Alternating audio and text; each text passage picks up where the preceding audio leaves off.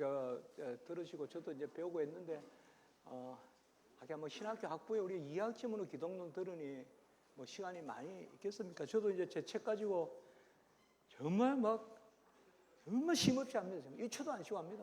그래도 또 보강도 해야 되고 시간이 모자라서요. 그냥 하나님께 감사하고 또 조지시락 하면 또 많고 하니까요.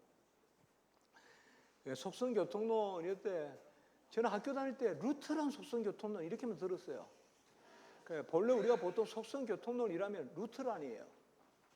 루트란들이 속성교통론, 헬라어로 주로 많이 쓰는데요. 라틴어도 있지만 헬라어로도 많이 쓰는데, 그러나 루트란 속성교통론이 뭐냐면 아까 말씀같이 신성과 인성이 이렇게 자꾸 섞이는 쪽으로 강조하다 보니까 속성이 서로 교통한다 이런 개념으로 루트란 속성교통인 거예요. 보통 우리가 속성교통론 이렇게 말하면 속성교통론에 따라서 혼합 없이 변화 없이 이렇게 하면 보통 사람들은 루트란 이야기하는 줄 알아요.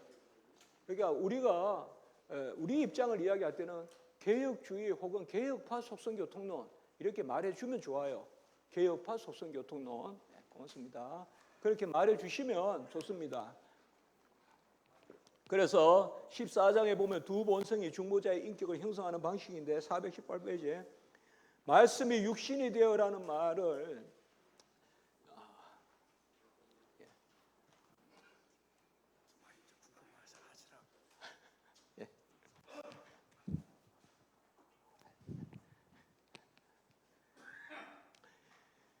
자, 우리가 성도님들에게 A가 B가 되었다라면 세상에서는 A가 B가 되었으면 B죠. 그러나 성육신은 뭐예요? A가 B가 되셔서 AB죠. 그러니까 이런 것부터 우리가 항상 말해주면 됩니다.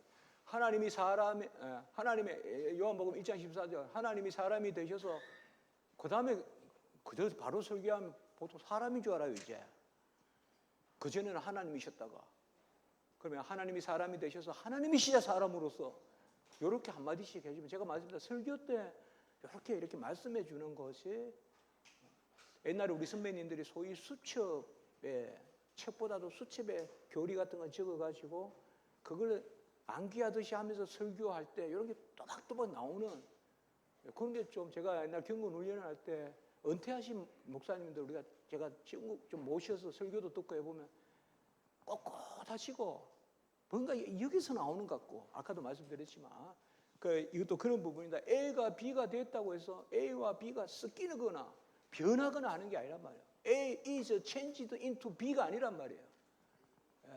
그러니까 세상에는 없는 거예요. 이런 것은.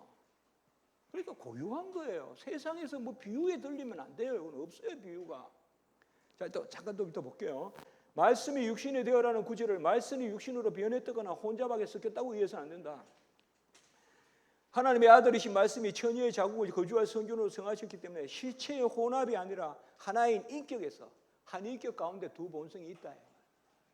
그것을 전치사로 안에 있다, 통하여 있다, 애로 있다. 그리스도의 신성이 인성에 결합되고 연합될 때 두 본성의 순수한 특성, 아까 그대로 했죠. 요게 밑에 요게 속성이라고 해도 돼요. 특성이라 해도 되고 요때는 속성이라도 됩니다. 유지되면서 그 본성으로부터 그리스도가 세우신다. 두 본성이 돌려진다. 기속 개념. 기속이란 단어는 알렉산드리아의 키릴 초대교부 이런 분들이 좀 구체화됐고 이 용어가 중요합니다. 인성에 속한 속성도 돌려주고 아까 말씀드렸듯이 419페이지 그 적합한 유비는 영혼과 육체 여기인데 영혼과 육체의 유비는 사실 할 수 없습니다. 칼빈이 한두 군데 정도 이야기하는데 거의 안 씁니다. 이거 영혼과 육체로 유비할 수 없습니다. 이것을 가장 영혼과 육체의 유비를 많이 이야기한 사람이 찰스 하치예요. 그리고 영혼과 육체의 유비를 가장 쓰면 안 된다고 또 주장한 사람은 존 오웬이에요. 그러나 우리가 그렇게 볼 건 아니고 설명하기 위해서 한두 군데 이야기하지만 칼빈이 이걸 강조했다 그러면 안 됩니다. 한두 군데 이야기하는데 나중에 보면 유비가 없다라고 이야기해요. 칼빈이.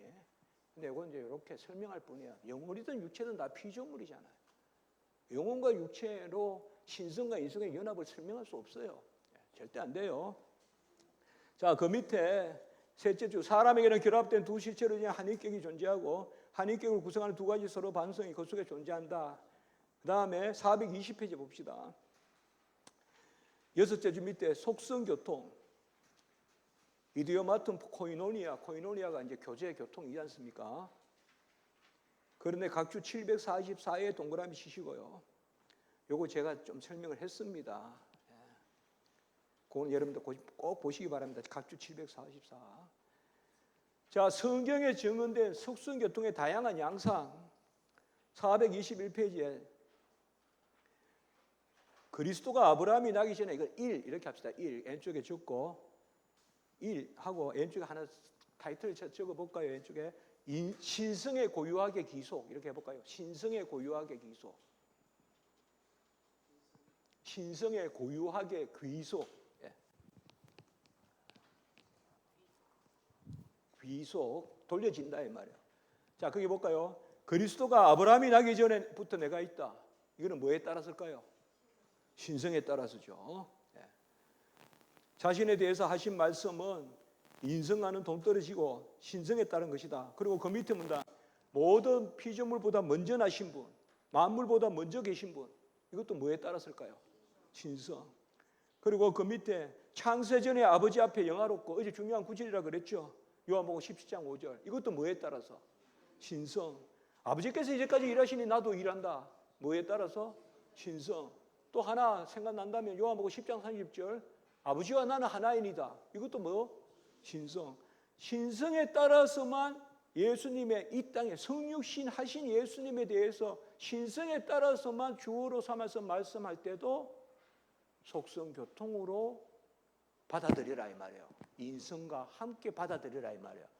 함께 묵상하라 이 말이에요. 이건 신성에 따라서 돌려지는 거지만, 그 다음에 밑에 반면에 거기는 이 적고 인성의 고유하게 귀속 이렇게 적어봅시다. 인성의 고유하게 귀속. 그리스도는 아버지의 종이라고 불리고, 헬라어의 종이란 말은 둘로스도 있고 파이스도 있는데요. 요거는 뭐에 따라서일까요? 인성에 따라서. 그는 지혜와 키가 자라갔어요. 이거는 뭐예요? 인성이죠, 당연히. 그는 자기의 영광을 구하지 아니하고 마지막 날을 모르시며, 이것도 무슨 성? 인성. 당연한 이야기예요. 이제 신성에 따라서는 아시죠, 당연히. 인성에 따라서 모르시며. 그리고 422페이지에 그는 스스로 말씀하지 않고, 이것도 신성은 스스로 말씀하시잖아요. 그죠? 그분 자신이 말씀이잖아요. 근데 그는 스스로 말씀하지 않고 들은 것만 말씀하고, 그건 뭐예요? 아버지 것만 말씀하고. 그건 인성에 따라서란 말이에요. 자기의 뜻을 행하지 아니하시고 보여지고 만져지시고, 이거는 인성에 따라서.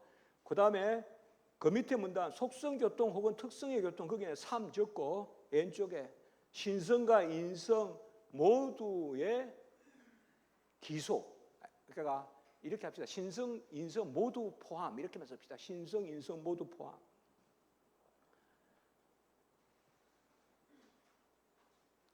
하나님이 자기 피로 사신 교회.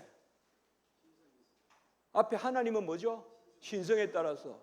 자기 피는 뭐예요? 인성에 따라서. 모순입니까? 아멘이죠. 이걸 가지고 모르면 따지고 들 본문인데 우리는 이게 은혜죠.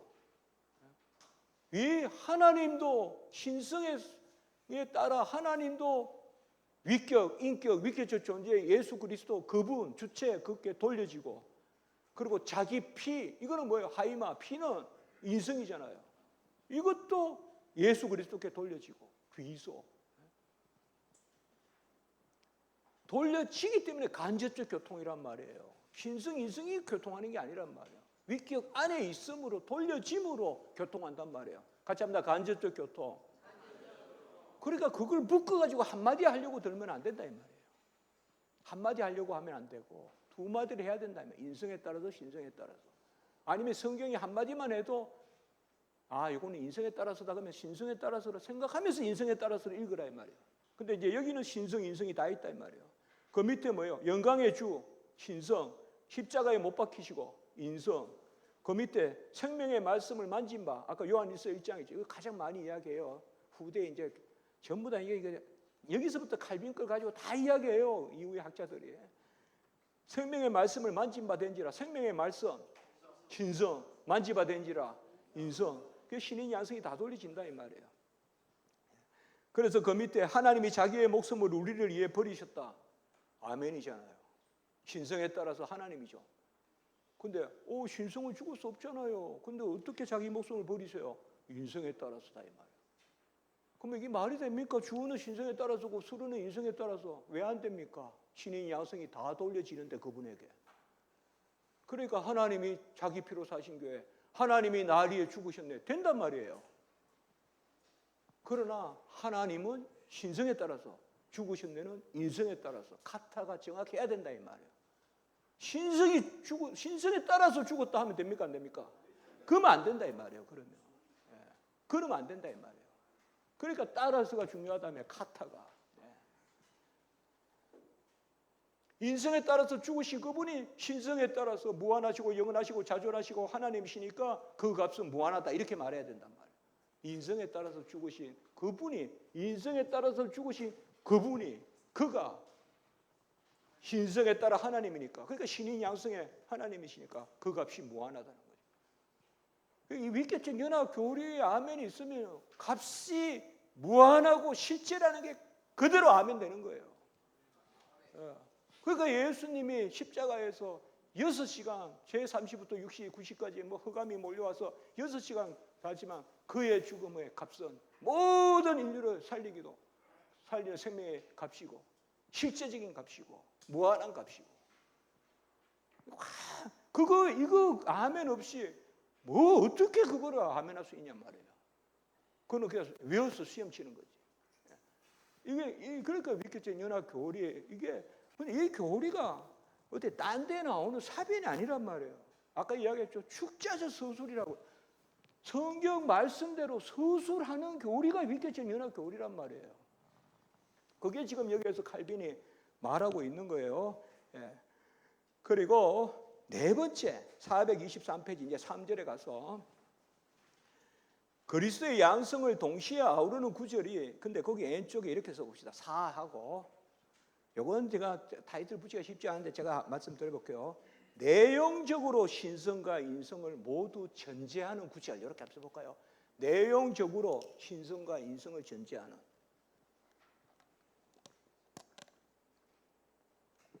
제가 아까 말씀을 드렸는데 이 단어는 당연히 신성과 인성을 전제해야 돼요. 무슨 단어가 있을까요? 이 단어 자체가 벌써 신성과 인성을 포함해야 돼요. 당연히. 가장 대표적인 단어. 아까 이야기했잖아요. A, B가 아니라 A, B다. C가 아니라 A, B다. 중보자. 중보자 이런 단어는 당연히 신성과 인성을 전제하잖아요. 그 다음에 조금 더 머리를 써서 구원자는요. 우리를 구원하시려면 아까 했죠. 인성에 따라 죽으시고 신성에 따라 죽음을 이기셔야 되잖아요. 그러면 구원이란 단어, 중보자란 단어, 어린 양이라는 단어, 선한 목자라는 단어, 그렇게 생각하면 엄청 넓어지죠. 그런 단어들이 전부 신인 양성의 위계적 연합을 전제하는 단어라 이 말이에요. 단지 관념이 아니라 은유가 아니라 실제적으로 하나님이시자 사람이시니까 어린 양 자기 자신을 주셔서 세상 죄를 지고 가는 어린 양이란 말이에요. 어린 양이 어떻게 세상 죄를 지고 가요? 양으로서는 죽으시고, 같이 합니다. 양이시자 목자시고, 종이시자 주시고, 재물이시자 제사장이시다, 사람이자 하나님이시다.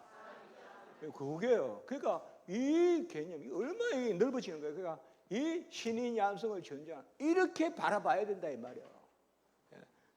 그리스도의 양성을 동시에 아우르는 구절들 요한복음에 한없이 펼쳐 있고, 세 줄 밑에 신격이나 인성에 특별히 한정하지 않고 둘을 동시에 포함한다. 그 밑에 죄를 사하시고, 어제도 제사하는 긍서에 있었잖아요. 엑수스 아페나야 하마르티아스. 죄를 사하시고 하면 대속이잖아요. 대속이라 그러면 인성에 따라 죽으셔야 되고 신성에 따라 죽음을 이기셔야 되죠. 여러분, 정가는 하나님만 할 수 있어요. 적거를 제가 목사님께 못 드려요. 소유는 드리지만 존재는 못 드려요. 그래서 사람으로 죽으시고 하나님으로 증가해 주신단 말이에요. 그러니까 대속주가 되시려면 신인 양성해야 돼요. 단선주 중보는 말도 안 되는 이야기예요. 우리에게 유일하신 중보는 하나님이시자 사람이신 예수 그리스도밖에 없는데 하나님을 빼도 사람이신만 말하면 항상 하나님이시면 전제된단 말이에요. 사람이 당연히 사람이지. 제가 매일 앞에 서서 인자가 이러면 여러분 뭐라 생각하겠어요? 제가 여기서 인자가 제가 저를 지칭하면서 인자가 이렇게 하면 여러분 뭐라 생각해요? 그러면 뭐 우리는 견자인가? 예수님이 인자라고 하시는 용어는 하나님의 아들이심을 사실상 드러내는 인자란 말이에요. 하나님의 아들이 사람의 아들이 되셨다는 거예요. 그래서 신인 양성, 이게 명민하죠, 칼빈이. 그래서 저는 한때 요거가 조금 가우뚱했는데 이렇게 딱 이해가 되잖아요. 네 줄 밑에 그리스도를 세상의 빛이다, 선한 목자다, 유일한 문이다, 참 포도나무다. 이런 거 가만히 생각해 보면 사람으로만 이렇게 될 수 없잖아요. 사람으로만 어떻게 접붙임이 됩니까? 우리가 하나님이시다 사람이시니까 되는 거죠. 그래서 요걸 이제 이야기했고요.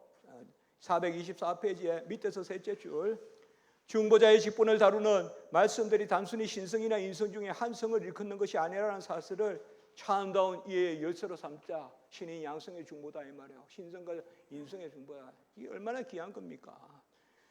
그 중에 가장 대표적인 단어 한 가지가 있다면 바로 쿠리오스란 말이에요. 425페이지 둘째 문단, 주가 되시려면 값을 치르셔야 되고, 주가 되시려면 그 값을 나의 것으로 삼아 주셔야 되잖아요. 그러니까 신인 양성해야 된단 말이에요. 쿠리오스. 주라는 단어는, 그러니까 인간이 주라고 나서면 안 된다 이 말이에요.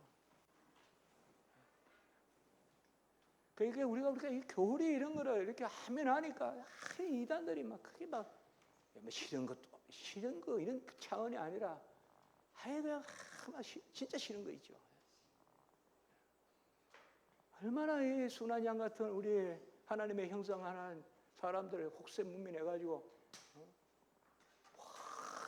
신천지니 하나님의 교회니 무슨 그런 막 이상한 만들어야 안 그렇습니까? 차근 한 영혼이라도 살리려고 목회하고 그런 모습들이 얼마나 아름다운데 이단들 보면 하나님 때가 되면 이제 그냥 가뭄에 보면 여러분 요새 비가 오지만 가뭄에 보면 물이 마르면 고기가 모여 있잖아요. 그거 그냥 그물 가지다가 싹 잡아가지고 그 이단들이 지금은 바글바글 거리는데 아마 가뭄 때 모이는 그 현상 아닌가. 그래 도랑 끝에 구석에 모여 있으면 그냥 확 따잡아가지고 어떻게 이단 때문에 여러분들 가정 깨지고 눈물 나는 일들 많습니다. 그래 우리 교리 안 가르치면 이단으로 갑니다. 이런 거 안 가르치면 요거 빙자에서 옵니다. 엉뚱한 데서. 그래가지고 뭔가 모르는 거 터치하면서 데려가요. 꼭 그래요 이단이. 질문 던지고. 제가 아까 말씀을 드렸죠.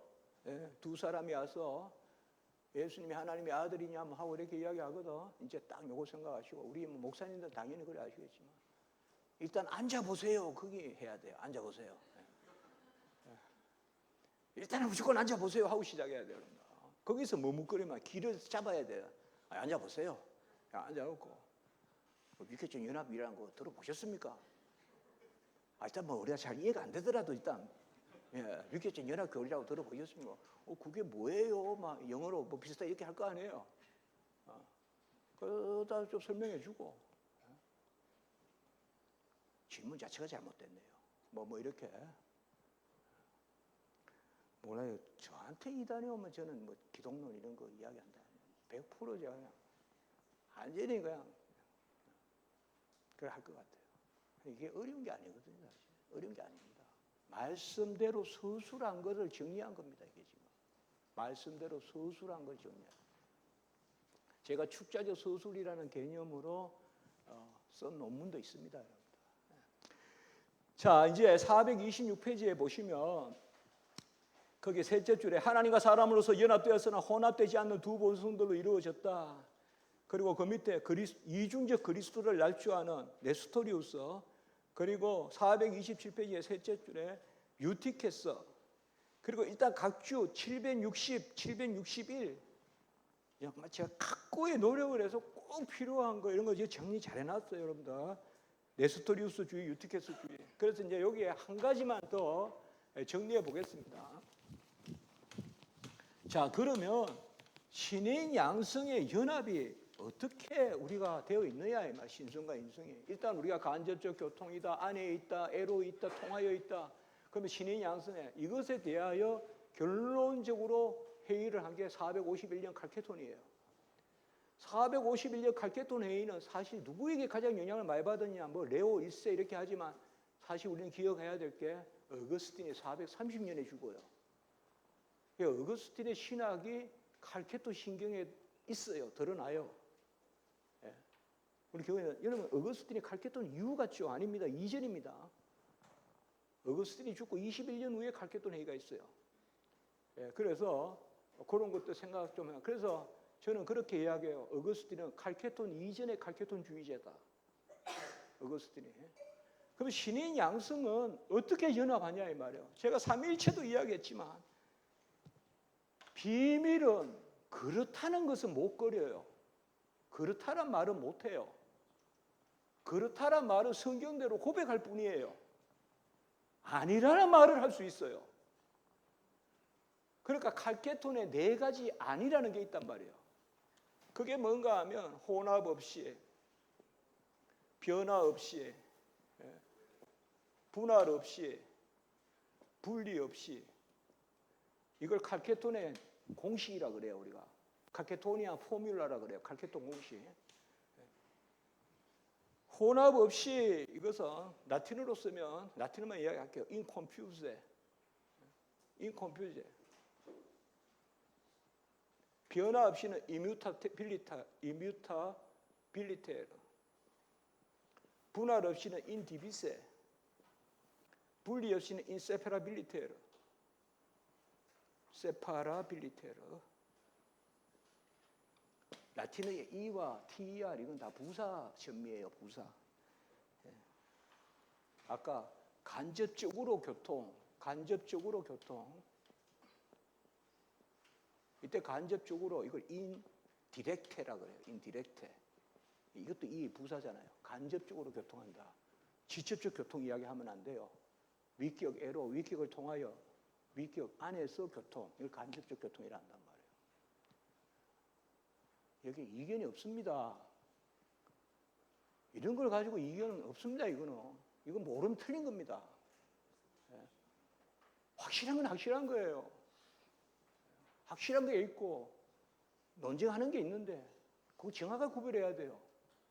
확실한 거는 배워야 되고 익혀야 되는 건데 확실한 것부터 논쟁하면 안 돼요. 우리가 확실한 건 확실한 거고 그 다음에 그 위에 논쟁할 게 있으면 논쟁하고 해야 되는데 확실한 거 가지고 논쟁해요. 새로 배우고 몰랐던 거 알고 이러면 그러면 안 돼요. 그때는 익혀야 돼요. 일단 익혀야 된다고. 그 신학교에 그게 좀 있어요. 신학교에는 전부 제가 그때 말씀드렸죠. 뭔가 내가 모르는 것은 자꾸 틀린 거로 생각해요. 새로운 게 없어요. 다 틀렸다고 생각해요. 그럼 안 되거든요. 배워야 되거든요. 진짜. 이게 여기 그 이야기입니다. 혼합 없이 변화 없이 이 말은 뭔가요? 그러니까 혼합 없이는 사실 못 그려요. 이건 뭔가 하면 섞이는 거예요. 수소와 산소가 섞이듯이. 물리 결합은 그릴 수 있지만 화학 결합은 그릴 수가 없잖아요. 근데 그냥 이렇게 해볼게요. 그냥. 근데 이거는 화학이에요. 일단 화학이라 쓸게 나중에. 변화 없이는 뭔가 하면 서로 맞바꾼다 이 말이에요. 신성이 인성이 됐다가 인성이 신성이 됐다가 이게 변화 없이예요. 꼭 그렇게 정의하세요. mutable이란 말이 changeable. 서로 맞바꾸는 거예요. 신발 바꿔 신듯이 이게 mutable이에요. 그러니까 혼합 없이 변화 없이 이거는 뭔가 하면 화학적 결합이 아니다 이 말이에요. 이렇게 하면 이제 어느 정도 설명이 되겠죠. 수소와 산소가 모여서 물이 되듯이 하는 화학적 결합이 아니다 이 말이에요.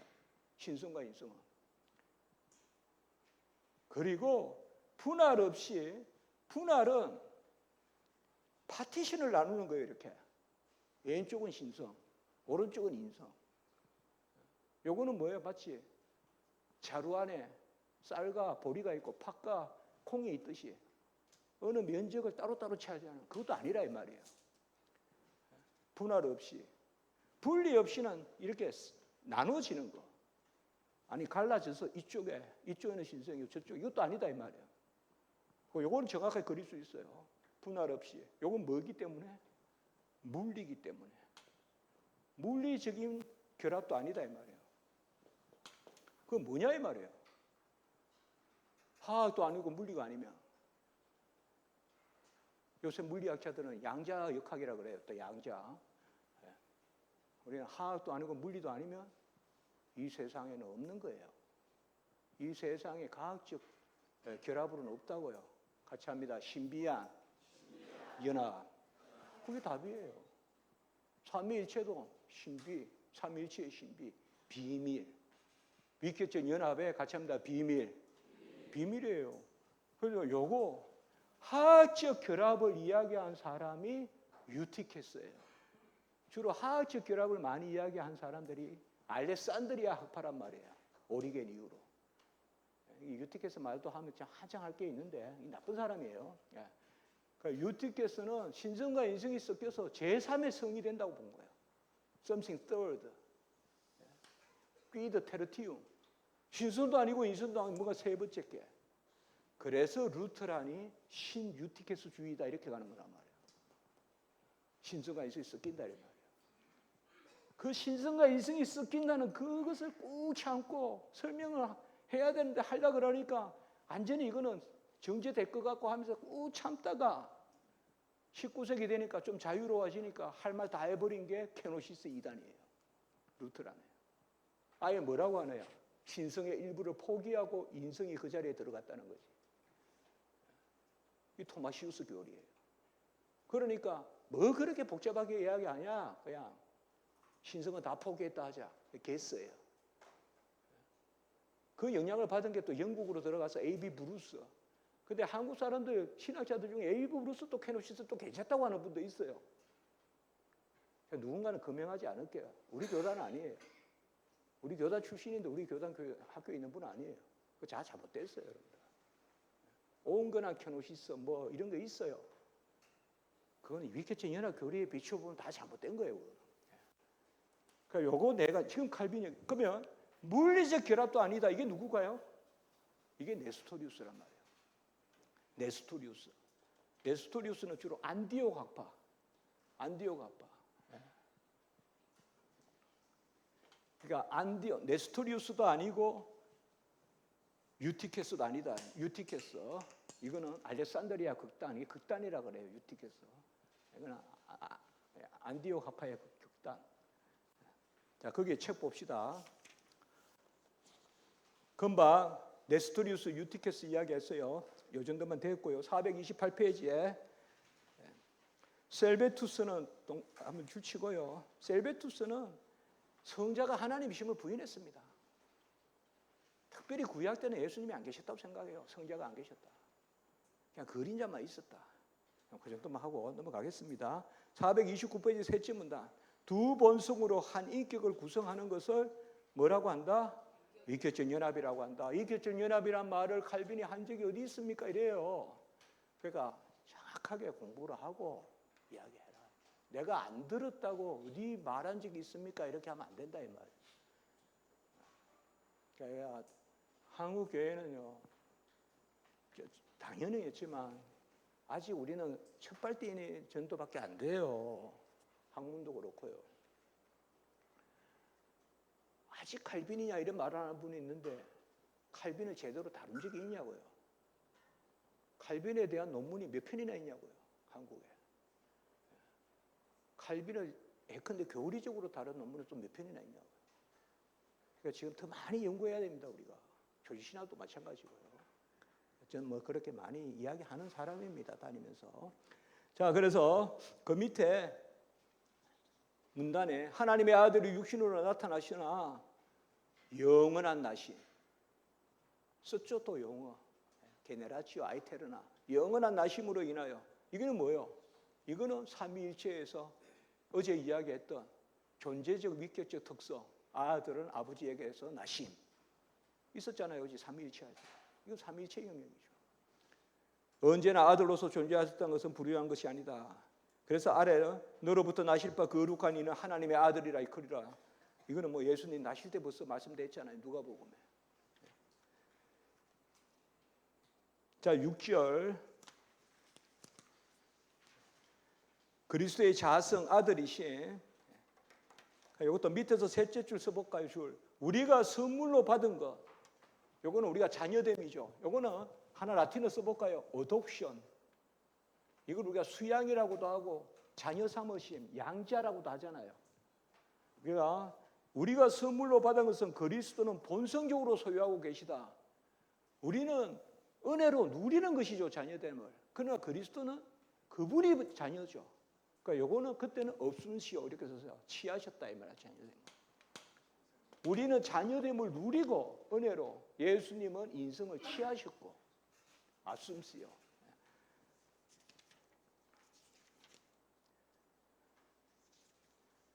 432페이지 첫째 줄. 이 영예를 중보자의 전체 인격까지 하차시키다. 그는 처녀에게서 나시고 십자가에서 자기를 시선제물로 드리시고 고유하신 본래 하나님의 아들이시다.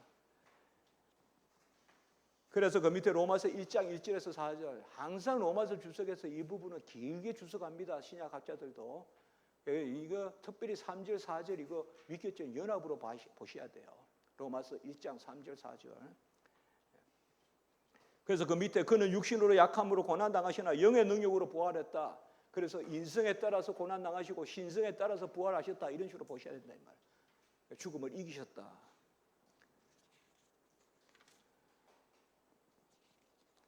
(434페이지에) 둘째 문단의 마지막 줄 434예요. 그리스도는 하나님의 아들로서 자궁에서부터 육체에 따라 월등함으로 장식됐다. 이걸 오해하시면 안 돼요. 인성이 신성과 섞여서 인성이 높아졌다 이렇게 보면 안 되고, 인성이 신성과 함께 있음으로 누리는 고유한 영예예요. 이게 이런 것을 우리가 아까 말했던 은사의 교통이라 그래요. 그러면 적어 놓으시고 다음에 좀 읽어보시면 됩니다. 은사의 교통. 속성교통에는 세 가지가 있거든요. 속성교통, 그 다음에 사역의 교통, 은사의 교통이 있어요. 그러니까 이런 것은 제 기독론 책 보시면 됩니다. 제가 자세히 설명해 나왔으니까요. 루트나 속성교통이 얼마나 잘못됐고 그런 거 설명해 나왔으니까요. 자, 넘어갑니다. 제15장. 15장에서는 비하와 성기를 15장은 삼중직을 다룹니다, 여러분. 삼중직. 그래서 440페이지 마지막 선지자 왕 제사장 우리가 아는 것이고요. 그리고 둘째 문단 441페이지에 둘째 줄. 구원을 위해서 충분하고 유용한 교리고 그 세 줄 밑에 완전한 지혜의 빛이고, 이게 지금 선지자 직분입니다. 선지자 직분. 그리고 442페이지의 첫째 줄. 복음 교리의 완전함. 세 줄 밑에 이 모든 날 마지막 아들을 통하여 우리에게 말씀하셨으니 선지자직입니다. 그리고 443페이지에 특별히 셋째 줄, 우리 주님의 나사렛 해당에서 읽으신 거 셋째 줄에 자유를 선포하며 은혜의 해를 선포하며, 특별히 그 해당에서 우리가 선지자직을 강조하셨다는 거. 선지자직. 그 밑에 문단 넷째 줄, 완전한 가르침. 이 중요한 개념이에요. perfect, 독토리나 페르펙타, 완전한 가르침. 그래서 네 줄 밑에 이는 내 사랑하는 아들이요 내 기뻐하는 자니 너희는 그의 말을 들으라. 아까 했던 아우투, 예수의 말을 들으라. 자, 이까지가 그 다음에 444페이지에 셋째 줄, 복음의 단순함 이야기했죠. 누구라도 성령이 임하면 복음을 아멘하고 받아들인다. 그 성경의 단순성 이야기했잖아요. 그렇게 이해하시면 됩니다. 어떤 철학적 사변이나 그런 거로 이해되는 게 아니라 받아들임으로 이해된다. 그게 복음의 단순함입니다. 그리고 안전한 지혜의 조목이다 하는데 한 가지만 기억할까요? 선지자직은 시식과 함께 성취도 포함합니다. 선지자 직분은요, 말씀하시고 이루신까지가 선지자 직분이에요. 왜요? 하나님의 뜻하시면 이루시니까. 물론 뭐 경계가 딱 정확하게 구별되는 건 아니지만 선지자직을 그렇게 이해하시면 돼요. 선지자직은 선포하시고 가르치시고 가르치신 대로 이루신. 다음에 한번 읽어보세요. 기독로 책 같은 거. 선지자는 거의 그렇게 전개돼요. 두 번째, 왕권은 세 번째 왕권인데요. 왕권이랑 우리가 주로 오라 가라 이렇게 생각을 많이 하잖아요. 왕권은 기본적으로 주심이에요. 베푸심이에요.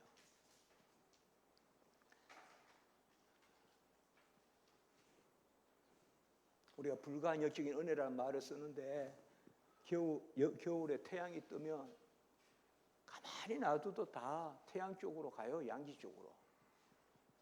왜요? 빛을 누리는 거죠. 그 누림과 함께 빛을 따라가는 거죠. 그게 왕권이에요. 왕권은 막 짓밟고 막 칼로 다스리고 하는 게 아니라 베푸심으로. 그러니까 왕권의 핵심은 성령을 부어주심이에요. 은사를 주심이란 말이에요. 우리가 주시지 않고 어떻게 다스림을 받습니까? 만물은 햇빛 주시고 물 주시고 양분 주셔서 다스리는 거예요. 꼭 아세요. 왕권은 다스림이에요. 요새 예수 왕권주의, 예수 왕권주의. 요새는 조금 덜한데 한때 그 막 있었어요. 제가 듣기로. 그리고 주로 그러면 뭐 어떤 농법이냐 하면 막 그냥 제가 있는 대로 말씀드릴게요. 과하게 하면 안 되는데 예. 세상의 왕한테도 무릎을 꿇는데 예수한테도 우리가 무릎을 꿇어야 된다든지 아무 그런 식으로 예수는 성기로 오셨잖아요. 그런 거 가지고 우리가 사람이 변할까요? 우리가 빚이 있습니까? 빚 없습니다. 빚이 있다 그러면 예수가 값을 다 치렀다는 말하고 어긋나잖아요. 우리가 빚진 자를 강조하면 순교할까요? 저는 아니라고 봐요. 있는 대로 가르쳐야죠.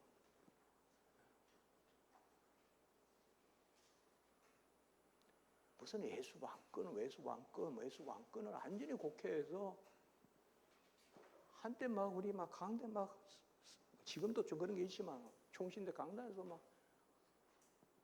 예수 우리 왕이요 이곳에 오세요. 지금 그 찬송 안 불렀어요. 그 찬송 저는 하지 말자 그랬어요.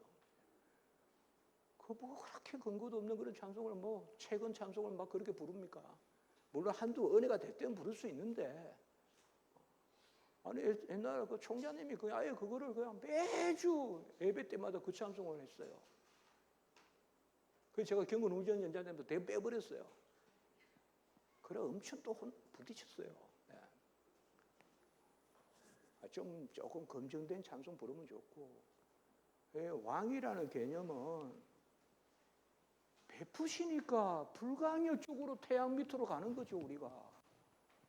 해가 산이 하늘 위에 돌이 하나 떠가지고 돌이 너 안 오면 내가 그냥 떨어져 죽여. 그래서 돌 쪽으로 갑니까, 우리가? 그게 다스림입니까? 빛을 주니까 불가항력적으로 빛이 없으면 죽으니까 가는 거죠. 그래서 방향성이 생기는 거잖아요. 그 방향성. 다스림은 본래 구베르나치오라 그래요. 구베르나치오. 라틴어로 통치. 제가 우리나라에 우리 학교에 뭐 이렇게 헌장이라고 만들어 놓고 다스림을 reign이라는 단어를 썼어요. 영어를. 그리고 성경의 절대적 성경의 최고근이라고 했어요. 여러분 우리는 성경의 최고근이라 하면 안 돼요. 제 안신년 갔다 오니까 막 해놨어요. 같이 합니다. 유일한 근이. 유일한 근이라고 해야 돼요. 최고의 근이라 그러면 2차적 두 번째 근이가 있다는 거 아니에요. 그 로마 캐톨릭 생각이에요. 두 번째 근이는 전통이고 첫 번째 근이가 성. 깨어 있으면 그런 걸 인식해요. 우리가 모르면 그냥 넘어가요. 그 다음에 reign이란 단어는 이렇게 후크가 끌고 가는 거예요. 신학자들이 통치라는 말, 그러니까 우리 학교는 하나님의 통치를 받고 reign, 틀린 단어는 아니지만 다스린다. 우리는 이럴 때 쓰는 구베르나치오가 있고 여기서 나온 것은 거버먼트예요. 거버먼트. 정부라는 단어가 여기서 나온 건데 이건 뭘 항해하다는 뜻이에요. 항해하다. 구베르나치오는 본래 동사 구베르나레 여기서 나오는 거예요. 그러니까 아까 말씀을 드렸잖아요. 어느 방향으로 이끌어가면 우리가 그를 따라가고 그리 가야만 사니까 그게 다스림이란 말이에요. 자, 그리고 한번 봅시다 여기에. 자, 첫째 줄 444의 첫째 줄 영적인 본성을 지니고 그 첫째 줄 밑에 영원함에 대해서 영원한 나라입니다. 그 밑에 영원함은 이중적일 뿐만 아니라 두 가지 방식인데 한편으로는 교회의 몸이요 다른 한편으로는 교회의 지체다 하는데 우리가 보통 다스림 할 때 세 가지 하잖아요. 우주적 다스림, 개인적 다스림, 교회적 다스림. 어제든 이 세 가지예요. 모든 만물을 다스리시고 개인을 다스리시고 교회를 다스린다. 항상 교회가 하나의 테마가 됩니다. 교회 승리할 때도 했잖아요. 우리가 개인적 승리가 있고 교회적 승리가 있다 그랬잖아요. 자, 그리고 또 넘어갑니다. 여기에. 자, 4절에 제가 제목을 어떻게 잡았죠? 영의 선물들을 채워주심으로써 다스리심. 이게 저는 신학적인 칼빈이 말하고자 하는 거예요. 그래서 447페이지에 둘째 문단 넷째 줄 그리스도는 영혼을 영원히 구원하기 위하여 필요한 모든 것으로 자기의 백성을 넘치게 채우시고 능력으로 강화하시고 공격에 부려보고 맞서게 하신다. 그 밑에 문단 넷째 줄 완전한 복락에 이르게끔 하나님과 실제로 결합되어 있다는 사실을 지각하게 한다. 그래서 밑에서 여섯째 줄 하나님의 나라는 성령 안에 있는 의와 평안과 희락이다. 그 다음에 448페이지에 첫째 줄 영적인 것으로 우리를 영원한 생명에 이르기까지 줄곧 이끌으신다. 불가한 영적인 이끄심, 거버먼트, 고버르나치오. 그 밑에 여섯째 줄 결정적인 이야기예요. 그리스도의 통치 방법은 무엇이든지 아버지께 받은 것을 우리와 함께 나누시는 데 있다. 아멘입니까? 우리가 은혜를 안 받고 어떻게 다스림을 받습니까? 제가 그래요. 전도사님들한테, 우리 학생들한테. 뭔가 전도사님들이 학생들, 주일학교 학생들을 다스린다는 개념을 말하려거든. 전도사님 자신을 주라 이 말이에요. 혼낸다고 다스려지지 않는다. 전도사님이 기도로 주고 땀을 주고 그 정도도 안 된다. 저도 개척하면서 한 가지 큰 가지 하나님 앞에 자각한 게 있다. 진리의 말씀을 분별하여 부끄러울 곳이 없는 일꾼으로 자기 자신을 드리기에 힘쓰라. 전도사님들 자신을 드려야 된다. 목회는 자신을 드리는 거다. 소유를 드리는 게 아니라. 그러면 다스려질 거다. 그러면 저도 주일학교 때 그래도 주일학교 잘 될 때는 제가 기도하고 애들 토요일 날 이럴 때 집 앞에 가서 어떨 때는 막 그 벽 앞에서 기도도 하고 그럴 때 되더라. 주는 게 다스리잖아요. 그리스도의 통치 방식은 무엇이다? 아버지께 받은 것을 우리가 함께 나누시는 데 있다. 왜냐하면 그는 우리를 자기의 권능으로 무장시키고 훈련시키고 아름다움으로 장식하시고 부요함으로 부요하게 하시는 이게 다스림이란 말이에요. 저는 은혜를 누리지 않고 뭐 내가 움직인다는 거 그러면 저는 상상이 안 됩니다. 그래서 누린 것만 상급이고. 그리고 449페이지에요. 둘째 줄. 굶주리고 목마른 자들에게 자기의 부요함을 부어주시고 그리고 두 줄 밑에 우리가 그의 충만한 데서 받으니 은혜 위에 은혜로라.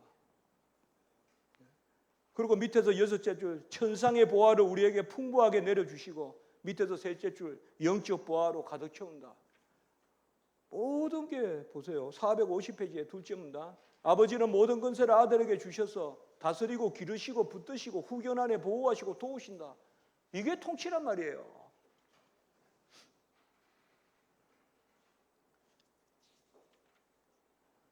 자, 452페이지에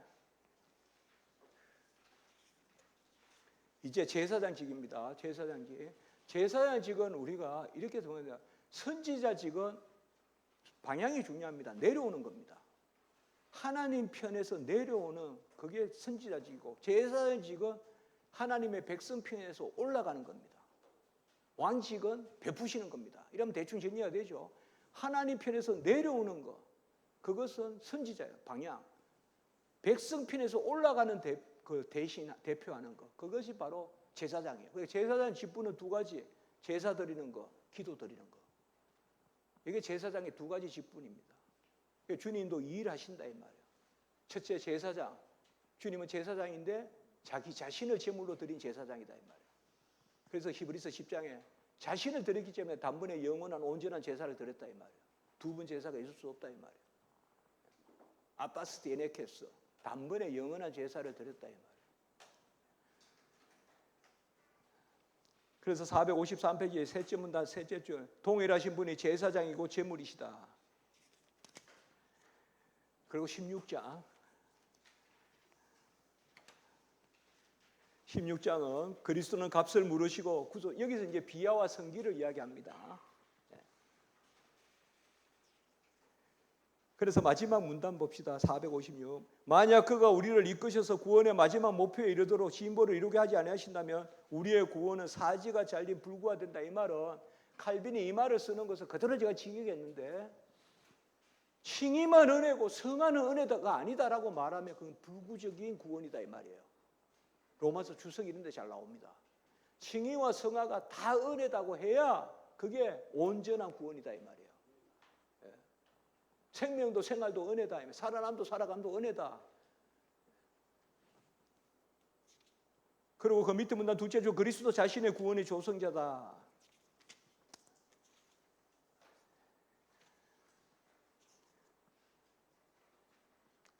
462페이지에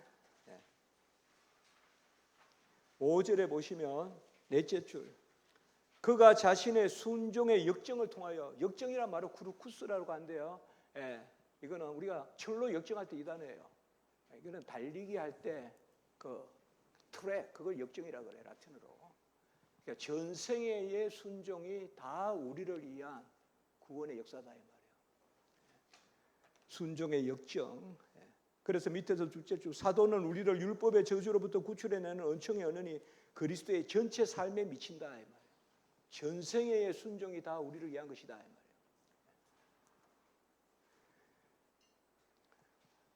그리고 그 밑에 쭉 내려서 사도신경에서는 탄생에서 죽은 부활에 이르는 최상의 순서로, 그러니까 사도신경을 되게 중요하게 여겨요 칼빈이. 혹시 여러분도 관심 있으면 제가 사도신경 해설책 쓴 게 있습니다. 여러분들 한번 나중에 한번 보시면 되겠습니다.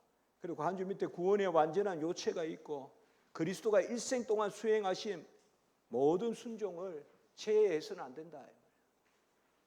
전생의 순종이 다 우리를 위한 것이다. 그것이 제율법적으로 하나로 표현되는 게 십자가의 순종이다. 이 말이에요. 464 둘째 문단, 자발적인 순종. 가연 죽음 자체에서도 자발적인 순종은 첫 번째 자리를 차지한다. 자원에서 드리지 않는 희생제물은 의를 이루는 어떤 효력도 나타났다. 그러니까 주님의 순종의 어떤 수동적 개념을 이야기하면 안 된다 이 말이에요. 장하신 순종도 자원적 순종이다 이 말이에요. 그래서 양을 위하여 목숨을 버리노라. 나는 버리기도 하고 취하기도 하고 주님 말씀하셨잖아요. 자, 465페이지에 셋째 문단 둘째 줄, 우리의 구속의 값을 물으시기 위하여 죽음의 종류가 선택되어야 한다. 거기 왼쪽에 하나만 적읍시다. 대리적 물음이라고 적어봅시다. 대리적 물음. 우리 대신에 물으신다. 주님의 죽음은 대속의 죽음이고, 대속이 뭐의 약자입니까? 대리적 속죄의 약자가 대속입니다. 저는 법을 다 공부했지만 대리가 뭡니까? 변호사가 대리인이잖아요. 법정 대리인, 법률 대리인이잖아요. 자기 이름으로 법률 행위하지만 그 법률 효과가 전부 본인에게 미치는 거죠. 의뢰인에게. 주님의 이름으로 모든 일을 행하시지만 그 모든 효과가 우리에게 임하죠. 그래서 예수님이 대리인이다, 비카하다, 그런 말 말씀다 이 말이에요. 우리의 유일하신 대리인이다. 자, 466페이지 밑에서 넷째 줄 대신 갚음. 여러분 제가 다음에 혹시 기회가 있으면 이런 부분 더 다시 또 한 번 더 설명할게요. 상근은 사실 빨리 볼 수 있어요, 사실은. 근데 상근도 천천히 보면 정말 은혜로워요. 회개, 칭의, 성화, 그리스도인의 자유, 애정론, 가주자. 꼭 은혜가 되는 대로 꼭 다음에 모일 수 있길 바랍니다. 1, 2건을 하게 하신 하나님이 3, 4건을 하시게 할 줄 믿습니다. 이거 제가 해결을 안 하고 서울로 못 갈 것 같다는 이야기하는 거예요. 하나님이요, 3, 4건을 하는 모임을 허락하소서. 그래가지고 뭐 2박 3일 하든 아니면 1박 2일만 해도 돼요. 1박 2일만 해서 그러면 제가 다시 이 부분도 좀 천천히 지옥 강화가 뭐다. 지옥 강화 하나만 좀 설명할게요. 이제요. 또 WEA도 또 좀 뭐 설명하라고 지금 올라와 있어요. 이렇게. 그래서 제가 잠깐만 한번 해볼게요. 자, 그냥 468회 봅시다. 468회 첫째 줄에 두째 문단 첫째 줄, 죄를 무르는 재물. 이런 게 단어가 전부 다 세디스파이 이렇게 되어 있어요. 그럼 죄를 만족시키는 그렇게 말고 죄를 무르는 이렇게 번역한단 말이에요. 죄를 무르는, 기업을 무르는. 아까 있잖아요. 욥기에 동사도 나오고 룻기에 여섯째 줄 밑에 정가에 옮겨받음. 그리고 죽으시고 장사 되시고, 장사 되시면 죽은 가운데 계심이 장사 되심이에요. 그러니까 죽음만 이야기해도 돼요, 사실은. 왜요? 죽으면 금방 죽었다 또 다시 깨어나는 게 아니니까. 그러니까 죽고 장사 되시고, 그 다음에 지옥 강하라는 개념인데 471에 일단 864 각주에 동그라미 치고있어요. 자, 지옥에 내려가셨냐? 제가 한국에 왔을 때 서철원 교수님께서 사도신경 그때 수정위원회인가 우리 총회에서 하셨어요. 제가 막 부임하고 할 때. 그때 저보고 자네가 라틴어 부분 좀 읽어보게. 그리고 그때 이렇게 대화했던 기억이 있어요. 그때 지옥 강화는 안 해도 된다 이거예요, 고백을. 저도 당연히 그 입장이에요. 이것도 제가 기독론에 꽤 길게 다루었으니까요. 그러니까 여기서 칼빈의 입장 한번 볼게요. 지옥에 내려갔다는 것이 왜 중요하다고 칼빈은 말할까? 그런데 왜 우리는 고백 안 할까? 일단 한번 봅시다. 한 5분만 설명할게요. 자, 471에 그리스도의 지옥에 내려가심. 요거 시험 치면 우리 학생들이 지옥 강화라고 떴어요. 강화 아닙니다. 강합니다. 지옥에 내려갔다 이 말이에요. 구속의 효과를 논하는데 적지 않은 중요한 사랑이다. 사도신경에서 읽게 되는 이것은 고대의 문건. 근데 사도신경 초기에는 안 나와요. 후기본에 나와요. 후기본에. 그리고 마지막 교리의 요체다.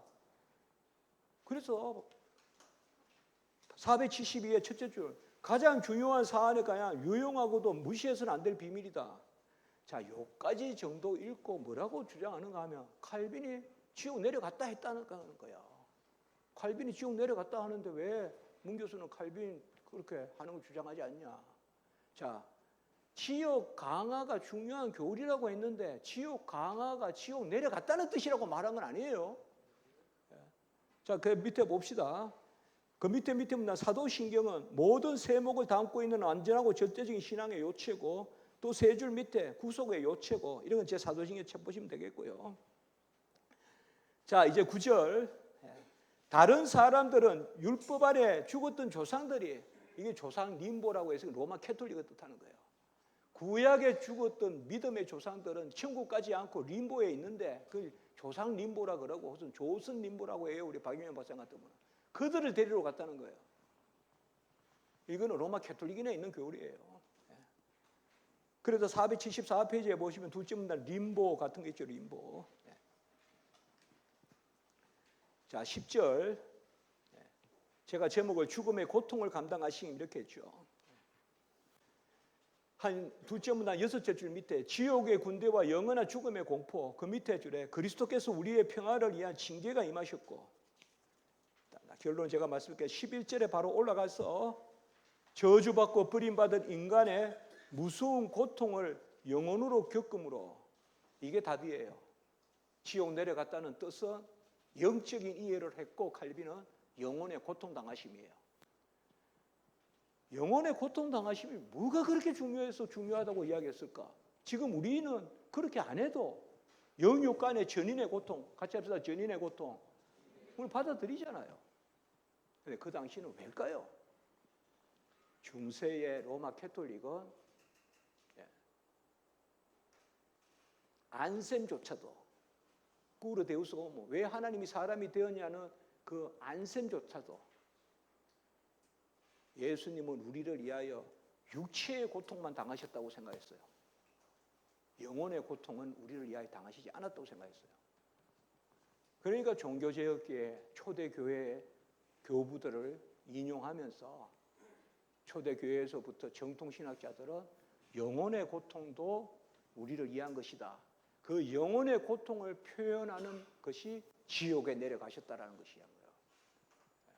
영혼의 고통 당하심. 영혼의 고통 당하심의 대표적인 사건이 세 가지예요. 겟세마네, 그리고 엘리 라바 사박다니, 그리고 세 번째가 죽음 자체예요. 죽음 자체에도 고통이 있다 이 말이에요. 우리가 무슨 칼에 찔려 죽어서 더 고통스럽고 그건 육체고, 죽음 자체가 고통이 있다. 그건 영혼의 고통이다 이 말이에요. 그걸 표현하는 것이 지옥 내려간다. 그겁니다. 지옥 내려갔다. 그래서 477에 그 둘째 문단 눈물과 심한 통고, 지옥 강화, 이건 제가 설명하려면 제가 지옥 강화 안 해도 된다는 6가지 근거 딱 있어요. 사도신경 후기본에 나오기 때문에 이게 본질적인 규정은 아니다. 두 번째, 지옥 강화를 이야기해도 초대 교부들부터 이것도 영육간에 내려갔다고 이해하는 경우는 없다. 왜요? 영혼은 아까 봤죠? 영혼은 어디로 가셨어요? 사흘 동안 천국에 계시잖아요. 영혼은 나그네 오늘 나그네 함께 있으리라. 육체가 언제 지옥 갔어요? 그러니까 운여지책으로 루터라는 또 가서 복음의 선포를 한다 그러고 지옥에 무슨 복음을 선포해요? 그래서 뭐요? 부활진의 부활이라고 또 이야기해요. 성경에 부활진의 부활이 어디 있어요? 그러니까 아니란 말이야. 그 다음에 또 네 번째, 결정적인 선거 구절이었어요. 증거 구절이 성경에. 그리고 베드로전서 3장 19절, 그 18절 19절 그런 데 있지 않습니까? 옥에 있는 연돌에서 그것도 결정적 구절이 아니에요. 성경에 결정적 구절이 없단 말이에요. 소월 이런 것들이 그냥 죽음을 뜻한단 말이에요. 성경에 결정적 구절이 없고, 또 한 가지는 뭔가 하면 우리 대요리 문답에 보면 아예 이렇게 해놨어요. 제가 읽지는 않겠지만 죽고 장사되시 죽으시고 즉 지옥에 내려가시고 이렇게 해놨어요. 죽으시면 지옥에 내려가심이란 말이에요. 그냥 같은 그 죽음만 고백하면 된다 이 말이에요. 보세요. 다음에 대요리 문답. 그것만 하면 된다 이 말이에요. 그리고 제가 마지막 한 가지 더 말한다면 덕스럽지 않다 이 말이에요. 미국에 가서 제가 학생들에게 물어봤어요. 너희들 예수님이 지옥에 내려갔다는 거 어떻게 이해하냐? 내려갔잖아 이렇게 이야기해요. 오해잖아요. 잘못됐잖아요. 종교개혁 때는 그게 필요해서 고백할 필요가 있지만, 그래서 제가 나중에 어느 책 보니까 웨인 그루데 트리니티에 있었던 뭐 그 조지신학책 제가 권하지는 않지만 웨인 그루데 뭐 미국에서 지옥에 내려가면 고백하지 말자 그런단 말이에요. 조지신자 웨인 그루데 같은 사람은. 근데 우리가 뭐 다시 지옥에 내려가면 고백해요. 그래서 제가 하지만 안 해도 된다. 할 필요 없다. 그렇게 이야기한 거죠. 자, 그리고 이제 넘어갑니다. 다시 481페이지. 여러분들 이렇게 헤르만 바빙크 또 뭐 레틴 이런 데 보면 다 영적 고통 당함으로 이해해요. 바빙크는 이 부분에 있어서는 칼빈하고 똑같아요. 그냥 앵무새 같이 써놨어요. 지옥에 내려가서. 그 다음에 보세요, 여러분들. 그러니까 이런 거 정확하게 이야기하세요. 481페이지에 둘째 문단 둘째 줄. 믿기지 않는 영혼의 고통. 이걸 영어로는 팽이라고 그래요. 팽, P-A-N-G. 이런 단어가 있어요. 아주 그냥 막 확 찌르는 고통 있잖아요. 팽. 그래서 이걸 보통 대문자로 팽 이렇게 쓰기도 해요. 이런 것을 표현하는 것이다 이거예요. 지옥에 내려갔다는 것은. 자, 그리고 부활, 성천, 제위 이거는 그냥 여러분들 보시겠습니다. 문제가 없다고 생각합니다. 아까 위켜전 연합 요거 잘 이야기했고, 다음에 기회가 있으면 제가 이건 예수님에 대한 거는 다시 더 말씀드릴게요. 이 495페이지 봅시다. 495. 제가 아까 기독교 강요에서 가장 좋아하는 아니면 중요한 거 아까 소위 있지 않았습니까? 홀로 하나님으로서 사람으로서 그것도 있고, 그다음에 이제 그리스도의 삶의 교리 3권 6장에도 있는데 여기 또 너무 중요한 거예요. 495에 한번 볼까요? 둘째 문단에 495에 제가 각주 912에 라틴어를 다 인용해 놨죠. 거기 보시면 만약 우리가 구원을 구한다면 예수라는 이름 그 자체로 인해서 구원이 그의 수중에 있음을 배우게 될 것이다. 만약 우리가 성령의 은사들을 구한다면 기름 부음에서 발견하게 될 것이다. 힘을 구한다면 주권에, 순수함을 구한다면 잉태되심에, 너그러움을 구한다면 태어나심에서 찾을 것이다. 그 다음 문단, 우리가 대속을 구한다면 그의 순환에, 방면을 구한다면 정죄받으심에, 저주로부터 사함을 구한다면 십자가에서, 값의 물음을 구한다면 희생제물에서, 정결함을 구한다면 피해서, 화목을 구한다면 그의 지옥 강화에서. 와닿습니까? 지옥 강화가 무슨 고통이라고 했어요? 영혼의 고통이니까. 화목을 구한다면 그의 지옥 강화에서. 그리고 육신에 대한 죽음을 구한다면 그의 무덤에서, 생명을 구한다면 부활에서, 불멸을 구한다면 부활에서만 2개 썼어요. 다시 살아남의 그 선포. 거기에 왼쪽에 다 이루심의 증가라고 썼어요. 우리 기독교인의 삶은 이거를 늘려가는 삶이라고 저는 생각해요. 이 고백을. 그가 뭐 하시면 나의 뭐, 그가 걸어다니시면 내 걸음의 수고를, 그가 울으시면 내 눈물을, 그가 고통당하시면 내 고통을, 그가 홀로 외로우시면 나의 외로움을. 이게 증가예요. 왜 증가? 그리고 이건 17장은 여기에서 바로 속죄론이에요, 여러분들. 거기에 이건 17장 1절에 하나님의 사랑이 있고 그리스도의 공로가 있어야 된단 말이에요. 사랑만 있으면 되지 무슨 공로가 필요하냐. 이게 소키누스주의란 말이에요. 소키누스주의. 그래서 우리는 뭐예요? 하나님은 사랑하신데 아들을 주시기까지. 로마서 8장 32절. 아들을 주시니까 아들과 함께 모든 것을 주시지 않겠느냐. 생명을 주신 분이 생명과 함께 생활을 주시지 않겠느냐. 로마서 8장 32절. 그래서 우리는 뭐예요? 이게 속죄론이에요. 우리 객관적 속죄론이에요. 값을 치러야 된단 말이에요. 값을 치러야 된다. 그래서 구원의 4가지 원인이 있는데 각주 913에 동그라미 치시고요. 그리고 500페이지에 501페이지에 923에 동그라미 씌십시오. 구원의 4가지 원인이 있습니다. 동기인은 하나님의 사랑, 그 다음에 진료인, 배를 부르게 하는 구원을 하는 재료 자체는 예수 그리스도의 의, 혹은 공로, 의, 공로, 값은 동의어예요. 항상 의, 공로, 값, 은혜는 동의어예요. 그 다음에 도구는 뭐예요? 구원을 받는 도구, 믿음. 목적은 뭐예요? 하나님께 영광. 이걸 우리가 구원의 4원인이라고 그래요. 4가지 원인. 그걸 여기서 칼빈이 이야기해요. 이게 가장 잘 나오는 게 요한복음 3장 16절이에요. 그거 지금 칼빈이 이야기하는 거예요. 하나님이 세상을 이처럼 사랑하사 동기, 독생자를 주셨으니 진료, 카우사 마테리알리스 이라면 구원을 얻는 배가 부르려면 밥 자체가 뭐냐? 그게 진료라고 하는 거예요. 그럼 숟가락이 뭐야? 그게 도구예요. 숟가락이 배부르게 하는 건 아니에요. 그러나 숟가락이 있어야 밥을 먹어요. 믿음이 없으면 안 돼요. 그러나 믿음의 공로 있는 건 아니에요. 그게 도구인이라 그래요. 그래서 하나님께 영광이에요. 그거 이야기하고 그 다음에 하나만 하고 그냥 책을 닫겠습니다. 502페이지 첫째 줄. 사랑의 시작은 의다. 유명한 이야기를 해요. Principium amoris est justitia. The beginning of love is justice. 혹은 righteousness. 이 말은 뭐예요? 아버지의 사랑의 시작은 아들의 의다 이 말이에요. 과거 치름이 없이 사랑하심이 없다 이 말이에요. 그래서 우리는 주관설 아니라 이 말이에요.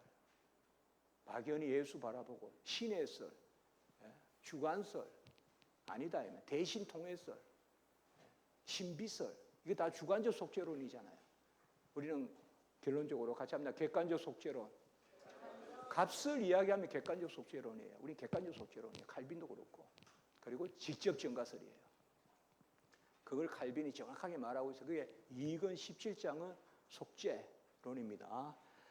그래서 여러분 감사하고요. 크게 이렇게 보고 후반부는 제가 기독론 이런 부분은 여러분 책 읽으시는데 문제 없을 거예요. 다만 아쉽다면 좀 시간 안배를 좀 더 잘했으면 좋겠다 했지만 다시 말씀드리지만 첫 시간에 우리가 했기 때문에 또 칼빈 생애도 좀 살펴봤고 오전 내내 그거 했잖아요.